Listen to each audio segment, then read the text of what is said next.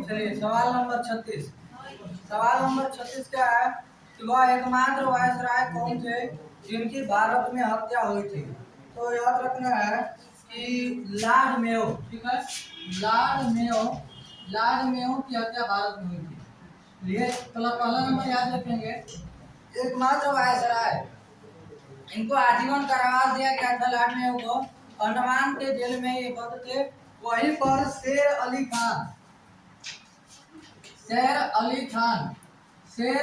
खान नामक कैदी ने चाकू मार के इनकी हत्या कर दी थी। तो भारत में जब पूछा जाएगा, बहुत लोग कार्नवालिस लगा देते हैं। कार्नवालिस का मकबरा गाजीपुर में है, इसलिए लगा देते हैं कि एकमात्र वायसराय जिसकी हत्या भारत में थी कार्नवालिस। गलत हो जाएगा, ठीक है। मकबरा कहीं बन सकता है, लेकिन हत्या पूछेगा हत्या कहाँ हुई थी, तो हत्या इनकी अंडमान जेल में। और किसने की थी, तो शेर अली खान ने लॉर्ड मेयो की हत्या कर दी थी। यदि आपसे पूछ ले कि भारत की पहली जनगणना जो हुई थी 1872 में, ये किसके काल में हुई थी, लॉर्ड मेयो के काल में। भारत की पहली जनगणना 1872 में लॉर्ड मेयो के काल में हुई थी। उसके बाद पूछेगा नियमित जनगणना कब हुई थी। नियमित जनगणना भारत की 1881 में, और यह किसके समय में हुई थी, लॉर्ड रिपन के समय में हुई थी। लॉर्ड रिपन के समय में। यदि आपसे पूछ ले कि स्थानीय स्वशासन का जनक किसे कहते हैं, स्थानीय स्वशासन का जनक किसे कहते हैं, स्थानीय स्वशासन का जनक लॉर्ड रिपन को कहते हैं, ठीक है। उसके बाद कहा जाएगा कि भारत का उद्धारक किसे कहते हैं। भारत का उद्धारक किसे कहते हैं, तो इसी को लॉर्ड रिपन को भारत का उद्धारक कहते हैं, ठीक है। भारत का उद्धारक किसे कहते हैं, लॉर्ड रिपन को ही कहते हैं, ठीक है। उसके बाद याद रखेंगे ऑप्शन में और कौन कौन से ऑप्शन दिए गए हैं। तो ऑप्शन में एक दिया गया है लॉर्ड एलन बरो। तो लॉर्ड एलन बरो के बारे में आप क्या याद रखेंगे, लॉर्ड एलन बरो के बारे में आप याद रखेंगे। पहला ही चीज जो पूछा जाता है कि रविवार की छुट्टी किस गवर्नर के काल में हुई। रविवार की छुट्टी कब से आरंभ हुई, दो प्रश्न बनेंगे। एक तो बनेगा रविवार की छुट्टी कब से आरंभ हुई, रविवार की छुट्टी कब से आरंभ हुई। तो रविवार की छुट्टी जो आरंभ हुई है यह 1843 से, और किसके काल में, लॉर्ड एलन बरो के काल में, ठीक है। उसके बाद यदि से पूछ ले आपसे कि भारत को, एक कथन जो पूछा जाता है बार बार, भारत को तलवार के बल पर जीता गया है और इसे कायम रखा जाएगा। यह कथन किसने कहा था, किस गवर्नर जनरल ने कहा था कि भारत को तलवार के बल पे जीता गया है और इसे कायम रखा जाएगा। भारत को तलवार के बल पर जीता गया है और इसे कायम रखा जाएगा।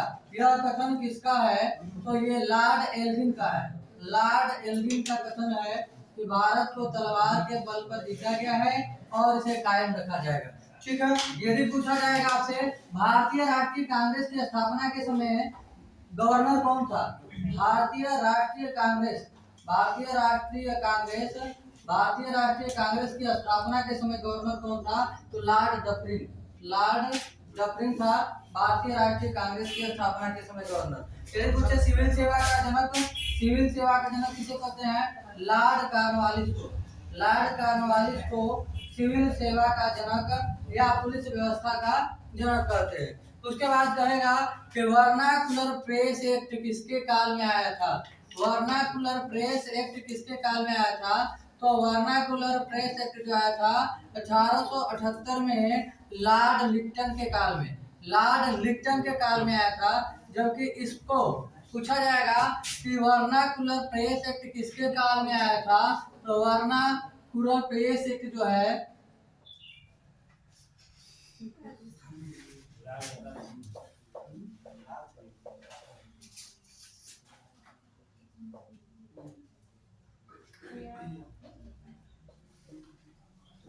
वर्नाकुलर प्रेस एक्ट किसके काल में आया था, 1878 में लॉर्ड लिप्टन के काल में आया था। और यदि पूछेगा कि इसे निरस्त कब कर दिया गया, तो इसे निरस्त किया गया 4 साल बाद 1882 में, और 1882 में कौन आ गए? रिपन महाराज आ गए। ठीक है, रिपन महाराज। ठीक है, ये याद रखेंगे ये सब कहानी। ठीक है, उसके बाद एक ऑप्शन में आपको दिया गया है लॉर्ड मेयो हो गए, Lord Ellenborough, Lord Northbrook. Lord Northbrook से याद रखेंगे, लॉर्ड नॉर्थब्रुक ऑप्शन में दिया गया है आपके लॉर्ड नॉर्थब्रुक। तो इसके बारे में आप याद रखेंगे कि बंगाल में अकाल किसके काल में पड़ा था? बंगाल में अकाल। ठीक है, बंगाल में अकाल नॉर्थब्रुक, बंगाल में अकाल नॉर्थब्रुक के टाइम में। साथ ही साथ याद रखेंगे जो कूका आंदोलन पंजाब में हुआ था, कूका आंदोलन किसके काल में हुआ था? कूका आंदोलन जो हुआ था किसी लॉर्ड नॉर्थब्रुक के काल में हुआ था। और कूका आंदोलन का नेतृत्व किसने किया था? राम सिंह कूका ने। यदि पूछा जाएगा कि कूका आंदोलन का नेतृत्व किसने किया था? राम सिंह कूका ने कूका आंदोलन का नेतृत्व किया था। तो ये बात आप ध्यान में रखेंगे। ठीक है, तो और एक ऑप्शन में दिया गया है लॉर्ड हार्डिंग। तो याद रखेंगे लॉर्ड हार्डिंग द्वितीय से एक प्रश्न पूछा जाता है। जो भारत की राजधानी कोलकाता से नई दिल्ली की गई थी 1912 में। 1911 में घोषणा किया गया था, लेकिन 1912 में भारत की राजधानी कोलकाता से कहाँ कर दी गई? कोलकाता से न्यू दिल्ली कर दी गई। कोलकाता से न्यू दिल्ली कर दी गई। उस समय गवर्नर कौन था? तो लॉर्ड हार्डिंग द्वितीय था। लॉर्ड हार्डिंग द्वितीय था। याद रखेंगे। यदि पूछेगा कि मोपला विद्रोह के समय गवर्नर कौन था? मोपला विद्रोह के समय कौन था? यदि आपसे पूछ ले जलियांवाला बाग के समय कौन था? जलियांवाला बाग। जलियांवाला बाग के समय गवर्नर कौन था? जलियांवाला बाग हत्याकांड। जलियांवाला बाग हत्याकांड के समय कौन था? यदि आपसे पूछ ले कि 1857 की क्रांति के समय गवर्नर कौन था? 1857 की क्रांति के समय गवर्नर कौन था? तो मोपला विद्रोह के समय थे लॉर्ड रीडिंग। लॉर्ड रीडिंग थे। ठीक है, और याद रखेंगे यदि पूछेगा लॉर्ड रीडिंग। यदि आपसे पूछे बंगाल विभाजन, बंगाल विभाजन के समय गवर्नर था। बंगाल विभाजन करजू भाई ने कर्जा लेकर बंगाल को बांट दिया। ठीक है, याद रखेंगे लॉर्ड कर्जन। Lord Curzon. और जलियांवाला बाग के समय कौन था? Lord Chelmsford. Lord Chelmsford. Lord Chelmsford. और 1857 की क्रांति के समय गवर्नर कौन था? Lord Canning. Lord Canning. Bharat का प्रथम वायसराय कौन है? Lord Canning. Lord Canning Bharat का प्रथम वायसराय। आगे देखते हैं अगला सवाल। भारत में वित्तीय नीति का प्रमुख उद्देश्य क्या है? अर्थव्यवस्था में तरलता को बढ़ाना। अर्थव्यवस्था में जो नियमित रूप से कमी आ रही है, जो गिरावट आ रही है, उसमें क्या करना है? बढ़ावा करना है। यह है भारत में वित्तीय नीति का मुख्य उद्देश्य। ऑप्शन ए सही हो जाएगा। उसके बाद यदि पूछा जाए आपसे कि अर्थशास्त्र का जनक किसे कहते हैं, बताइए। इसका आंसर आप बताएंगे खुद। अर्थशास्त्र का जनक किसे कहते हैं? अर्थशास्त्र का जनक किसे कहते हैं? ठीक है, और एक पुस्तक का नाम बताएंगे। वेल्थ एंड नेशन किसकी पुस्तक है? Wealth and nation. इन दोनों प्रश्नों का आंसर आपको बताना है। वेल्थ एंड नेशन के पुस्तक के लेखक कौन है?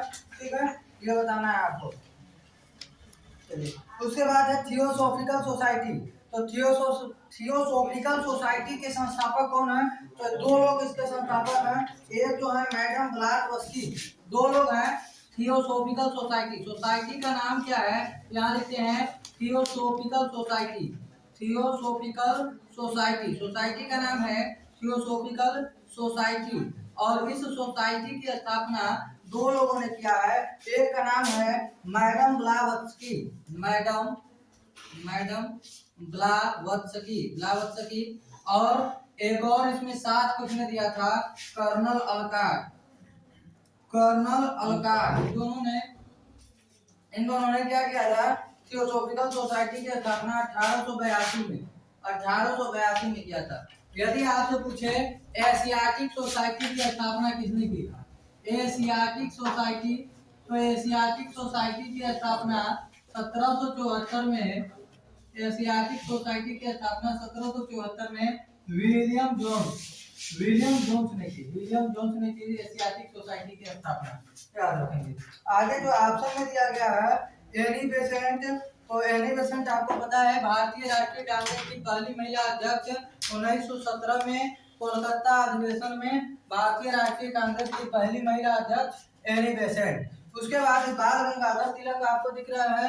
बाल गंगाधर तिलक से आप याद रखेंगे क्या कि पुणे में होम रूल लीग की स्थापना, पुणे में होम रूल लीग की स्थापना, पुणे में होम रूल लीग की स्थापना, होम रूल लीग की स्थापना। साथ ही साथ याद रखेंगे क्या गीता रहस्य नामक पुस्तक, गीता रहस्य नामक पुस्तक और एक नारा याद रखेंगे, स्वराज हमारा जन्मसिद्ध अधिकार है, स्वराज हमारा जन्मसिद्ध अधिकार है। ठीक है, स्वराज हमारा जन्मसिद्ध अधिकार है। ये सब किसकी रचनाएं हैं? तो ये सब रचनाएं हैं किसकी है? ये स्वराज हमारा, ये नारा जो है ये बाल गंगाधर तिलक का नारा है। ठीक है,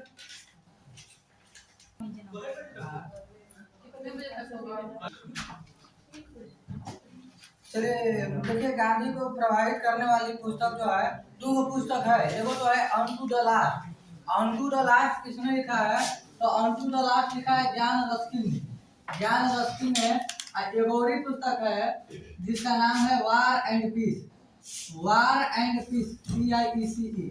गांधी जी पूछेगा किस रचना से, ऐसे पूछेगा रस्किन की किस रचना से गांधी जी प्रभावित थे, तो हो जाएगा अनटू द लास्ट। लेकिन पूछेगा गांधी जी लियो टॉलस्टॉय की किस रचना से प्रभावित है, तो वार एंड पीस जो है ये लियो टॉलस्टॉय की पुस्तक है। Leo Tolstoy. ठीक है, और कम्युनिस्ट मैनिफेस्टो किसी बुक है? ये कार्ल मार्क्स बुक है, कार्ल मार्क्स की बुक है कम्युनिस्ट मैनिफेस्टो। ठीक है, उसके बाद याद रखें company of women. Company of women ये खुशवंत सिंह की पुस्तक है, जिनकी पुस्तक है a train to Pakistan. A train to Pakistan, Indira Gandhi returns, ये दोनों पुस्तक और साथ ही साथ कंपनी ऑफ वुमेन, ये तीनों पुस्तक खुशवंत सिंह की पुस्तक है। उसके बाद फ्लाइट ऑफ पिजन, ये रस्किन बॉन्ड की है। इसकी है रस्किन बॉन्ड की पुस्तक है फ्लाइट ऑफ पिजन। जंगल नामा ये अमिताभ घोष की है। अमिताभ घोष की पुस्तक का नाम क्या है? जंगल नामा। Sita warrior of Mithila, SSC GD में पूछा गया सवाल, अमीश त्रिपाठी। अमीश त्रिपाठी की पुस्तक है सीता वॉरियर ऑफ मिथिला। हितोपदेश के लेखक कौन है? नारायण पंडित। नारायण पंडित जो है हितोपदेश के लेखक हैं। संसद के 3 दशक, संसद के 3 दशक अटल बिहारी वाजपेयी। अटल बिहारी वाजपेयी की पुस्तक है संसद के 3 दशक। यदि पूछ ले आपसे कि अटल बिहारी वाजपेयी किसकी पुस्तक है, एक पुस्तक है जिसका शीर्षक है अटल बिहारी वाजपेयी, उसके लेखक है सागरिका घोष। सागरिका घोष। उसके बाद मिताक्षरा के लेखक कौन है? मिताक्षरा के लेखक है विज्ञानेश्वर। और एशियन ड्रामा जो है ये किसकी पुस्तक है? गुन्नार मेडल की। एशियन ड्रामा जो है गुन्नार मेडल की पुस्तक है, गुन्नार मेडल। और दास कैपिटल जो है ये कार्ल मार्क्स की, दास कैपिटल कार्ल मार्क्स की पुस्तक है। याद रखेंगे 1867 में प्रकाशित हुई थी। इसका सन भी कई बार पूछा गया है कि कार्ल मार्क्स की पुस्तक दास कैपिटल कब प्रकाशित हुई थी? 1867 में। चलिए अगला देखते हैं। अगला है लक्षद्वीप के लोग कौन सी भाषा बोलते हैं? लक्षद्वीप के लोग कौन सी भाषा बोलते हैं, बताइए, कौन बताएगा? में कौन सी भाषा बोली जाती है? तो पहला नंबर याद रखेंगे, लक्षद्वीप के बारे में थोड़ी सी आप जानकारी याद रखेंगे। पहला नंबर क्या याद रखेंगे? लक्षद्वीप किसमें है? अरब सागर में। किसमें स्थित है? अरब सागर में स्थित है। दूसरा चीज याद रखेंगे, लक्षद्वीप में कितने द्वीप हैं? 36 द्वीप है। लक्षद्वीप में 36 में से 35 गो द्वीप में यही बोली जाती है मलयालम, लेकिन एगो द्वीप है उसका क्या नाम है? निकोबार द्वीप। निकोबार द्वीप पे महर भाषा बोली जाती है। तो यानी यहाँ एक अपवाद भाषा कौन सी है? यहाँ मलयालम बोली जाती है मुख्य रूप से, मलयालम बोली जाती है मुख्य रूप से। ठीक है, मुख्य रूप से मलयालम बोली जाती है। लेकिन याद रखेंगे यहाँ एक और भाषा बोली जाती है महर। तो लक्षद्वीप का मिनिकॉय द्वीप, निकोबार द्वीप नहीं, निकोबार बोलिएगा, मिनिकॉय द्वीप। लक्षद्वीप का कौन सा द्वीप है? लक्षद्वीप के अंदर जो द्वीप है मिनिकॉय द्वीप। और मिनिकॉय द्वीप में महल भाषा बोली जाती है, महल भाषा बोली जाती है, याद रखेंगे। उसके बाद पूछा जाएगा आपसे कि लक्षद्वीप में 36 गो द्वीप है, उसमें सबसे बड़ा द्वीप कौन सा है? तो उसका नाम है आंड्रेट। आंड्रेट लक्षद्वीप का सबसे बड़ा द्वीप कौन सा है? आंड्रेट। और उसके बाद याद रखेंगे दूसरा सबसे बड़ा पूछेगा तो निकोबार, मिनिकॉय, मिनिकॉय। दूसरा लक्षद्वीप का दूसरा सबसे बड़ा द्वीप कौन सा है? मिनिकॉय। यदि पूछेगा आपसे क्या पूछेगा? पिटली द्वीप, पिटली द्वीप, पिटली द्वीप कहाँ है? किसका किसका हिस्सा है? तो पिटली द्वीप भी लक्षद्वीप का ही हिस्सा है। पिटली द्वीप लक्षद्वीप का हिस्सा है। जैसे लक्षद्वीप में 36 द्वीप है, उसमें वो पिटली द्वीप है। पूछा जाएगा कि लक्षद्वीप के किस द्वीप पर जनसंख्या निवास नहीं करती है? तो यही है पिटली द्वीप। लक्षद्वीप के पिटली द्वीप पर जनसंख्या नहीं रहती है, ये भी थोड़ा आप याद रखेंगे। यदि पूछा जाएगा कि ये जो आपका महल भाषा है, महल भाषा है, वो यहाँ दो भाषा है। एक मुख्य रूप से तो बोली जाती है मलयालम और महल भी बोली जाती है। यदि आपसे पूछे गोवा में कौन सी भाषा बोली जाती है? गोवा में कोंकणी बोली जाती है। गोवा में क्या बोली जाती है? कोंकणी। यदि पूछे केरल में कौन सी बोली जाती है? केरल में मलयालम। केरल में कौन सी बोली जाती है? मलयालम बोली जाती है। यदि पूछे जम्मू कश्मीर में कौन सी भाषा बोली जाती है? जम्मू कश्मीर में कौन सी भाषा? डोगरी। जम्मू कश्मीर में कौन सी भाषा बोली जाती है? डोगरी बोली जाती है। ठीक है। एकमात्र राज्य जिसकी राजकीय भाषा अंग्रेजी है, नागालैंड। नागालैंड एकमात्र राज्य जिसकी राजकीय भाषा इंग्लिश है, नागालैंड। याद रखेंगे। भारत के प्रथम फील्ड मार्शल कौन थे? तो के.एम. करियप्पा। के.एम. करियप्पा किसी को रिटायर करते हैं, रिटायर हुए थे। और आपको पता है 14 जनवरी को कौन सा मनाया जाता है दिवस? तो याद रखेंगे इसी दिन मनाया जाता है भूतपूर्व सैनिक दिवस। भूतपूर्व सैनिक दिवस कब मनाते हैं? 14 जनवरी को मनाते हैं भूतपूर्व सैनिक दिवस। ठीक है। अगला, धरती सभी के लालच के लिए नहीं बल्कि सभी की आवश्यकताओं की पूर्ति के लिए पर्याप्त साधन उपलब्ध कराती है। मतलब जो धरती है वो सभी के लालच के लिए नहीं है, सभी की आवश्यकताओं को पूर्ति करने के लिए धरती है। यह कथन किसका है? तो यह कथन आपके कौन? आधी धोती वाले बाबा महात्मा गांधी। ठीक है।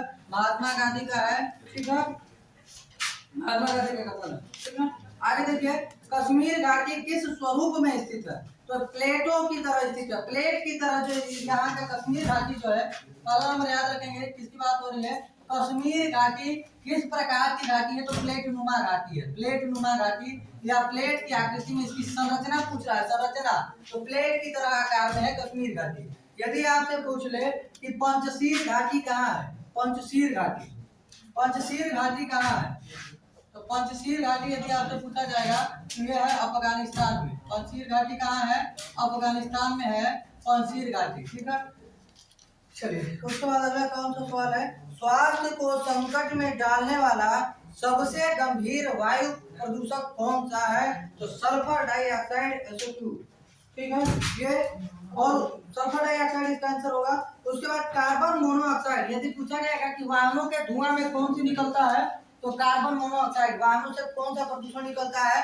तो कार्बन मोनोऑक्साइड। यदि पूछा जाएगा वायु प्रदूषण का सूचक कौन सा है? वायु प्रदूषण का सूचक कौन सा है? लाइकेन। लाइकेन किसका सूचक है? वायु प्रदूषण का सूचक है। ठीक है। कवक एवं शैवाल के बीच की योजक कड़ी को क्या कहते हैं? कवक और शैवाल। कवक और शैवाल पूछा जाएगा आपसे। कवक और शैवाल पूछा जाएगा।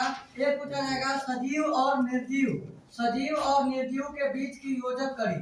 और एक पूछा जाएगा पादप और जंतु के बीच की योजक कड़ी। मतलब कि एक ऐसा नाम बताइए, एक ऐसा नाम बताइए जिसमें पादप और जंतु दोनों का गुण मिलता हो। एक ऐसा जिसमें सजीव और निर्जीव दोनों का गुण मिलता हो। और एक ऐसा बताइए जिसमें कवक और शैवाल दोनों का। कवक और शैवाल के बीच की योजक कड़ी को क्या कहते हैं? लाइकेन कहते हैं। और लाइकेन की खोज किसने की थी? तुलासने ने की थी। पादप और जंतु के बीच की योजक कड़ी को कहते हैं यूग्लिना। यूग्लिना या यूग्लिन कहते हैं। और सजीव और निर्जीव के बीच की योजक कड़ी को हम वायरस या विषाणु कहते हैं। और विषाणु की खोज किसने की थी? इवानोव्स्की। और पहला खोजा गया वायरस कौन सा है?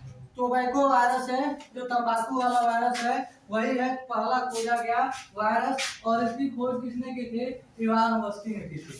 अगला सवाल है, गहरे समुद्र के गोताधार ऑक्सीजन में क्या मिलाते हैं? तो ऑक्सीजन और हीलियम मिलाते हैं। Oxygen plus helium. ठीक है। ऑक्सीजन हीलियम, जो आपको उसमें भी कहते हैं ना ऑक्सीजन लेवल डाउन हो गया है, ऑक्सीजन लेवल डाउन हो गया है, कोरोना में ऑक्सीजन लेवल डाउन होने से उसमें क्या कर देते, हीलियम मिला देते, ऑक्सीजन और हीलियम मिला के चलाया जाता है। ठीक है, याद रखेंगे। अगला कौन सा है, टेरिलीन, एथिलीन, ग्लाइकोल और किस अम्ल का संगठन बहुलक है, तो ये हो जाएगा टेरिपलाथिक अम्ल। आंसर याद कर लीजिए। ठीक है, आईटी, आईटी का फुल फॉर्म क्या होगा, आईटी में का अर्थ है कि डाटाबेस में उपलब्ध डाटा सही और संगतपूर्ण है। कौन सा है, डाटा इंटीग्रिटी। ठीक है, आगे देखेंगे। भारतीय महासागर में सबसे छोटा द्वीपीय देश कौन सा है, मालदीव। भारतीय महासागर में सबसे छोटा द्वीपीय देश कौन सा है, मालदीव है। ठीक है, और लास्ट प्रश्न कौन सा है, लास्ट प्रश्न है, संसद की लोक लेखा समिति के अध्यक्ष की नियुक्ति कौन करता है। तो ध्यान से समझेंगे, संसद की तीन प्रमुख समितियां हैं। ठीक है, जिसमें एक तो है आपकी कौन सी, एक है प्राक्कलन समिति, एक कौन सी है, प्राक्कलन समिति, एक कौन है, लोक लेखा समिति, और एक कौन सी है, संसदीय उपक्रम समिति। ठीक है, तो दो से ज्यादा प्रश्न बनता है। एक तो प्राक्कलन समिति से, पहला नंबर प्राक्कलन समिति से कौन कौन से प्रश्न बनेंगे। पहला नंबर पूछा जाएगा कि प्राक्कलन समिति में कितने सदस्य होते हैं। प्राक्कलन समिति में 30 गो। प्राक्कलन समिति में कितने सदस्य होते हैं, 30 सदस्य होते हैं, और ये 300 सदस्य लोकसभा से रहते हैं। कहाँ से आते हैं, लोकसभा से।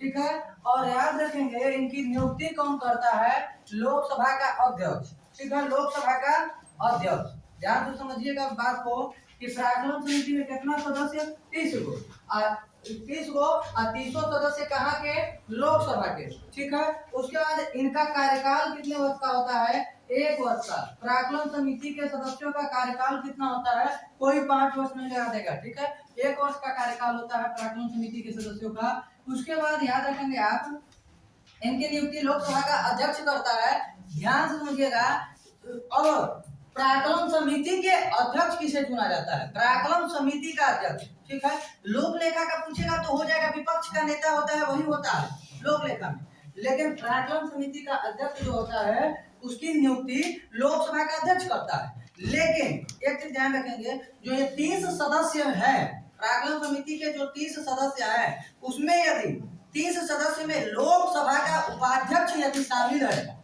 तो फिर अध्यक्ष चुनने की कोई जरूरत नहीं है, वो खुद ही अध्यक्ष हो जाता है प्राक्कलन समिति का। समझे, नहीं समझे, ध्यान से समझिए। प्राक्कलन समिति में 30 गो सदस्य है, और 30 गो में यदि लोकसभा का उपाध्यक्ष भी शामिल है, लोकसभा का उपाध्यक्ष यदि इसको प्राक्कलन समिति का सदस्य चुन लिया गया है, तो अध्यक्ष हुए बनेगा प्राक्कलन समिति का।